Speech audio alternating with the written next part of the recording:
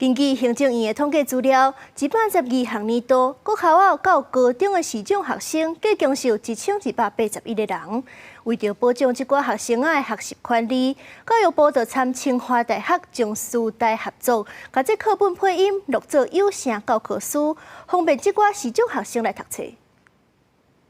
分母是1减20%。老师当咧录音，把数学课本内底的内容录做有声的教科书。这是教育部国教署委托清华大学、甲中华师范大学办理的有声教科书制作甲管理计划，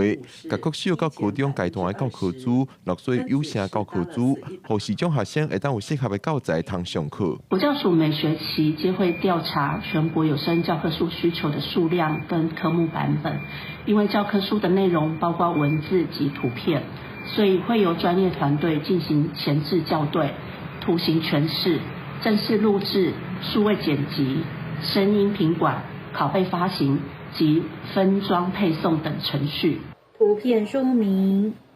小长臂中有许多向内凹折的环状皱臂。用基因的方式详细解说自然课本内底档案图片的内容，让视障学生用听的就通了解档案的结构、学习知识。这篇计划，清大网友会表示，要把课本内底的图讲予视障学生理解尤其重要，所以会请有科目专业的老师用基因描述的方式详细解说出来。那录的时候，第一个是专业知识要进来，然后另外一个就是图形跟表格的诠释方式要让视障者可以清楚。比方说，我必须要有基本的定位，让他客观的知道说这个表格的骨架长得什么样子。国教署表示，逐年制作国小到高中的有声教科书，各种科目加起来大概有200多种。也若清大网友会表示，伊未来也会继续提供录音员专业培训课，提升有声教科书的品质。